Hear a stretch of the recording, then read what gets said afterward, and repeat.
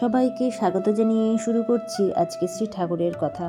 জন্মতিথিতেই জন্মদাত্রীকে হারাতে হয়েছিল শ্রীরামকৃষ্ণদেবকে। আজ ঠাকুর শ্রীরামকৃষ্ণদেবের 191তম পূর্ণ জন্মতিথিতে এই ভিডিও আপনাদের সামনে শেয়ার করছি। তখন বঙ্গদেশ পরাধীন অজপাড়াগায় এক দরিদ্র ব্রাহ্মণের ঘরে আবির্ভূত হয়েছিলেন রামকৃষ্ণদেব। 190 বছর পেরিয়েও তিনি লক্ষ লক্ষ নরনারীর হৃদয়ে এক অদ্ভুত প্রেরণা শক্তি হয়ে আছেন। স্বামীজির কাছে তিনি স্পিরিচুয়াল জায়ান্ট, রোমারোলার কাছে তিনি জীবন এক অমৃতভাণ্ড, আর সেই অমৃতভাণ্ডকে যিনি গর্ভে ধারণ করেছিলেন তিনিও হলেন তারই মতো পূজনীয়া শ্রীরামকৃষ্ণ জননী চন্দ্রমণি দেবী। চন্দ্রমণি দেবীর জন্ম হয়েছিল হুগলির সরাটি মায়াপুর গ্রামে। ইংরেজি 1791 সালে পণ্ডিত নন্দকিশোর বন্দ্যোপাধ্যায় এবং হরবিলাসিনী দেবীর 3 সন্তানের মধ্যে প্রথম ছিলেন চন্দ্রমণি, মানে এনারা ছিলেন শ্রীরামকৃষ্ণদেবের দাদু ও দিদা। ডাকনাম ছিল চন্দ্রা। তিনি দেখতে কেমন ছিলেন তা বিভিন্ন বইয়ে হয়তো জানা যায় না, তবে আজকে আমরা জানতে পারবো তার চেহারা কেমন ছিল। রামকৃষ্ণদেবের মায়ের চেহারা ছিল বেশ সুশ্রী এবং স্বাস্থ্যবতী, আর তিনি ছিলেন দীর্ঘাঙ্গী, মানে তার লম্বা হাইটও একটু বেশ ভালোই ছিল। সাধারণ নারীদের যেমনটা হয় তার থেকে একটু বেশি ছিল, দেখতে তাই খুব সুন্দর লাগতো। চন্দ্রমণির পিতৃকুলে আয়ুর্বেদ শাস্ত্রের চর্চা ছিল, যা উত্তরাধিকার সূত্রে চন্দ্রমণি দেবী লাভ করেছিলেন। মানে তার মধ্যে কিছুটা ডাক্তারি বিষয় সম্পর্কে জ্ঞান ছিল, তবে তিনি আয়ুর্বেদ শাস্ত্র নিয়ে চর্চা করেছিলেন। আর তার একমাত্র ভাই আয়ুর্বেদ চিকিৎসক ছিলেন শ্রী কৃষ্ণমোহন। চন্দ্রমণি দেবী অনেক রকম কবিরাজি ওষুধ এবং পথ্যও জানতেন। তার ভিক্ষাপিত পুত্র কবিয়াল রামনাথ চট্টোপাধ্যায়কে তিনি ম্যালেরিয়া থেকে বাঁচিয়েছিলেন এবং এক নামজাদা চিকিৎসককে তারা তখন দেখাচ্ছিল। মানে রামনাথ চট্টোপাধ্যায় যার ম্যালেরিয়া হয়েছিল, তার প্রথমে চিকিৎসা হয়েছিল একজন নামজাদা চিকিৎসকের কাছে, কিন্তু তিনিও সঠিকভাবে তাকে সারিয়ে তুলতে পারেননি। যখন চন্দ্রমণি দেবী তাকে সারিয়ে তুললেন, তখন নামজাদা চিকিৎসককে বিস্মিত করে ফেলেছিলেন এবং জনৈক জমিদারের নাতিকে টাইফয়েড থেকেও বাঁচিয়ে তুলেছিলেন। তখন সেই বুঝতেই পারছেন, জমিদারের নাতি নিশ্চয়ই হেলাফেলা জায়গাতে তার চিকিৎসা হয়নি, তার চিকিৎসা খুব ভালো জায়গায় হচ্ছিল, কিন্তু সেখানে যখন তারা ভালোভাবে খুব তাড়াতাড়ি কোনো রকম উন্নতি করতে পারছিল না স্বাস্থ্যের, তখন কিন্তু চন্দ্রমণি দেবী তাকেও সারিয়ে তুলেছিলেন এবং সেই নামজাদা চিকিৎসক বিস্মিত হয়ে গিয়েছিলেন। কামারপুকুরের পাইন বংশে তখন ছোঁয়াচে মারণব্যাধিতে প্রায় লুপ্ত হয়ে যাচ্ছিল। সবাই একের পর এক সেই মারণব্যাধিতে আক্রান্ত হয়ে পড়ছিল। ভয়ে গ্রামবাসীরা পাইন বাড়ি ছায়া মারাচ্ছিল না। তখন চন্দ্রমণি দেবী, মানে ওখানে ওই জায়গাটায় আর কি, ওই গ্রামের প্রত্যেকেই হচ্ছিল, তখন চন্দ্রমণি দেবী কারও নিষেধ মানল না। মানে সেখানে গিয়ে সে নিজে চিকিৎসা করার চেষ্টা চালাচ্ছিল এবং বাড়ির সবাই নিষেধ করছিল, কারণ অতটা মারাত্মক ব্যাধি, উনি গেলে ওনারও হয়ে যাওয়ার আশঙ্কা। কিন্তু উনি কারও নিষেধ না মেনে পাইন বাড়িতে চলে যান এবং সেখানে গিয়ে সেবা শুশ্রূষা করে সেই পরিবারটিকে, যেটা যাদের বললাম যে বংশ প্রায় লুপ্ত হচ্ছিল, সেইখানে তার সেই বাড়িতে গিয়ে সেই পরিবারকে সুস্থ করে তুলেছিলেন। উনি ভীষণ সরল ছিলেন এবং মিষ্টভাষীও ছিলেন, ভক্তিমতী ছিলেন। তার সাথে ছিল সকলের প্রতি তার ভালোবাসা। তিনি গৃহকর্মেও নিপুণা ছিলেন, সকলের প্রিয় পাত্রী ছিলেন এবং রান্নায় ছিলেন সিদ্ধহস্ত। সে যুগে কামারপুকুরের পাশ দিয়ে ছিল পুরী যাওয়ার রাস্তা।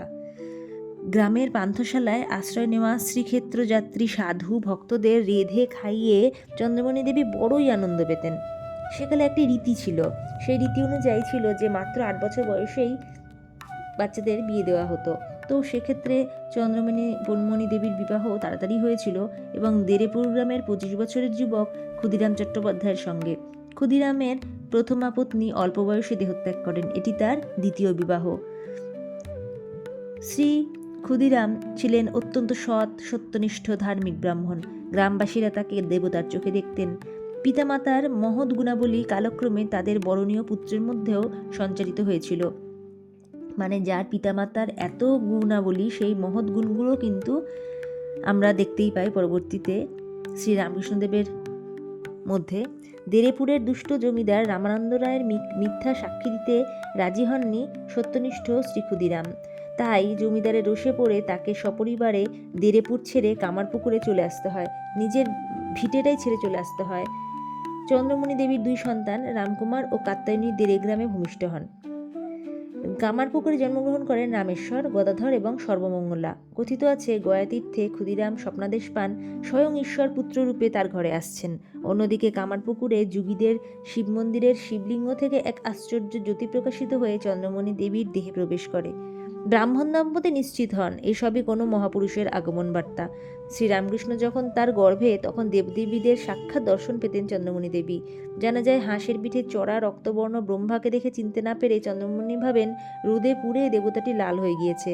পান্তা ভাত খেয়ে ব্রহ্মাকে জিরিয়ে নিতে অনুরোধ করেছিলেন চন্দ্রমণি দেবী। 1836 সালে 18ই ফেব্রুয়ারি ফাল্গুন মাসের শুক্লা দ্বিতীয়া তিথিতে বাড়ির ঢেকিশালে ভূমিষ্ঠ হন চন্দ্রমণি দেবীর কনিষ্ঠ পুত্র গদাধর। মানে সেই সময় ঢেকিতে পাট দেওয়ার টাইমেই উনি ভূমিষ্ঠ হন, তাই সেখানেই তার জন্ম হয়। আর একবার ভাবুন যে উনি স্বয়ং ব্রহ্মাকে দেখেছিলেন, এতটা রক্তবর্ণ দেখে উনি ভেবেছিলেন হয়তো কোনো এমন কিছুভাবে রক্তবর্ণ হয়েছে যেমন রোদে পুড়ে গিয়ে, তাই তাকে বলেছিলেন যেন একটু পান্তা ভাতকে জিরিয়ে নেন, তাহলে শরীরটা ঠান্ডা হবে।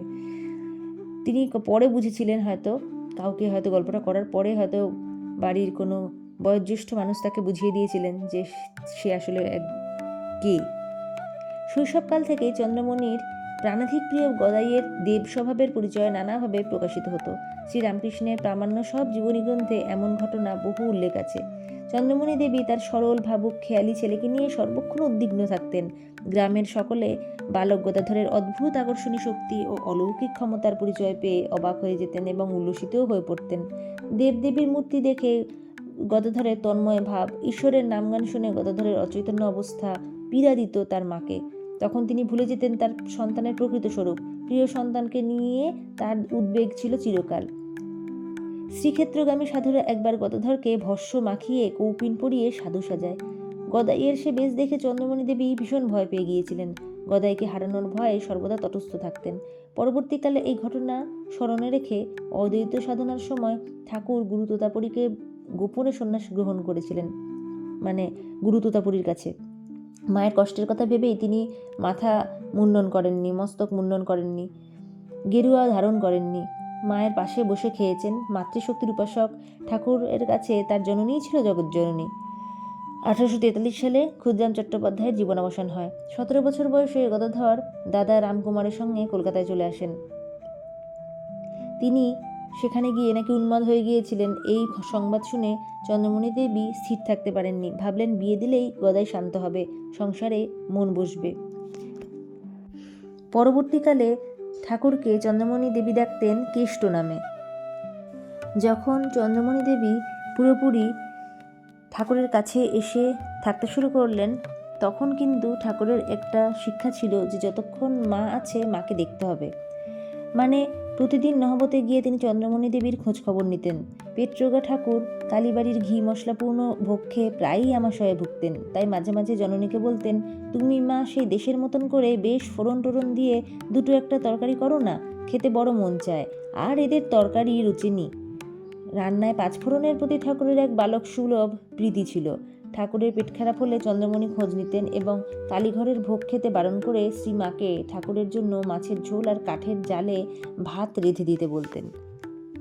যখন ঠাকুরের মেজদাদা রামেশ্বর মারা যান, সে দুঃখ সংবাদ শুনে চন্দ্রমণি দেবী দুঃখ প্রকাশ করে বলেছিলেন, সংসার যে অনিত্য, সকলেরই মৃত্যু নিশ্চিত, অতএব শোক করা বৃথা। ঠাকুর বুঝেছিলেন তানপুরার কান টিপে সুর চড়ানোর মতো মা জগদম্বা তার জননীর মনকে এমন উঁচুতে তুলে রেখেছেন যে মরজগতের শোক দুঃখ তাকে স্পর্শ করতে পারছে না। 1877 সালের ফেব্রুয়ারি মাস শ্রীরামকৃষ্ণদেব কয়েকদিন ধরে ঘন ঘন জননীর কাছে আসছেন। সন্ধ্যা থেকে রাত অবধি মায়ের সঙ্গে নিজের ছোটবেলার কথা গল্প করে তার মায়ের মন খুশিতে ভরিয়ে রাখছেন। সেদিন সকাল বেলা 8টা বাজলেও চন্দ্রমণি দেবী দরজা খুললেন না। পরিচারিকার মুখে জানতে পেরে ঠাকুরের ভাগ্নে হৃদয়রাম কৌশলে দরজা খুলে দেখলেন চন্দ্রমণি দেবী সংজ্ঞাহীন হয়ে পড়ে রয়েছেন। কবিরাজি ওষুধ এনে তার মুখে দিয়ে মধ্যে মধ্যে দুধ আর গঙ্গা জল বিন্দু বিন্দু করে খাওয়ানো হলো। 3 দিন পর চন্দ্রমণি দেবীর অন্তিমকাল উপস্থিত হলে তাকে কালীবাড়ির বকুলতলা ঘাটে অন্তর্জলি করা হলো। ঠাকুরের জননীর মুখে গঙ্গাজল দিয়ে কানে নাম শোনালেন, পা ধুইয়ে দিয়ে বাকি কর্মগুলো সম্পাদন করলেন। তারপর জননীর চরণে মাথা রেখে কাঁদতে কাঁদতে বললেন, মা তুমি কে গো, আমায় গর্ভে ধারণ করেছিলে? তুমি তো সাধারণ মা নও। মা যেমন আমায় আগে দেখাশোনা করতে, এখনও আমায় দেখো। পরের দিন সূর্যোদয়ের আগে ব্রহ্ম মুহূর্তে স্নেহের পুত্রকে পাশে রেখে চন্দ্রামণি দেবী অমৃতলোকে চলে গেলেন। দেহত্যাগের মুহূর্তে শ্রীরামকৃষ্ণদেব মা মা বলে কেঁদে উঠলে হৃদয় তিরস্কার করে বললেন, মামা তুমি না সাধু হয়েছ? শ্রীরামকৃষ্ণ উত্তর দিলেন, ওরে শালা, সাধু হয়েছি বলে আমি কি জানোয়ার হয়েছি? ঘটনাচক্রে সেই দিনটিও ছিল ফাল্গুন মাসের শুক্লা দ্বিতীয়া, শ্রীরামকৃষ্ণদেবের জন্মতিথি। সেই উষাকাল সন্ন্যাসী শ্রীরামকৃষ্ণ জননীর সৎকার করতে পারেননি, করেছিলেন রামেশ্বরের পুত্র রামলাল। কিন্তু গর্ভধারিণী মাকে কোনোদিন ভুলতে পারেননি ঠাকুর। চন্দ্রমণি দেবীর দেহরক্ষার বহুদিন পরে একদিন মায়ের মন্দিরে প্রসাদ পেতে যাওয়ার সময় ঠাকুর হঠাৎ পেছন ফিরে উল্টো দিকে হাঁটতে শুরু করলেন। বিস্মিত হয়ে সঙ্গীরা তাকে ডাকলো, এখন কোথায় চললে? পঞ্চমটির দিকে যেতে যেতে সজল নয়নে ঠাকুর উত্তর দিলেন, দাঁড়াও, আগে মায়ের জন্য একটু কেঁদে আসি। এই ঘটনাগুলি আপনারা শ্রী শ্রী রামকৃষ্ণ লীলা প্রসঙ্গ এক, স্বামী শারদানন্দ রচিত, আর শ্রী শ্রী রামকৃষ্ণ কথামৃত অখণ্ড, শ্রী মহেন্দ্রনাথ গুপ্ত, শ্রী রামকৃষ্ণ জননী চন্দ্রমণি দেবী প্রব্রাজিকা প্রবুদ্ধ প্রাণা, ওনার লেখা থেকে জানতে পারবেন। রত্নগর্ভা জগজ্জননী চন্দ্রমণি দেবীকে প্রণাম জানিয়ে ও পরবর্তী ভিডিও দেখার আমন্ত্রণ জানিয়ে আজকের মতো ভিডিও শেষ করছি। সবাই বলুন জয় শ্রী ঠাকুরের জয়, জয় শ্রী মায়ের জয়, জয় স্বামীজির জয়।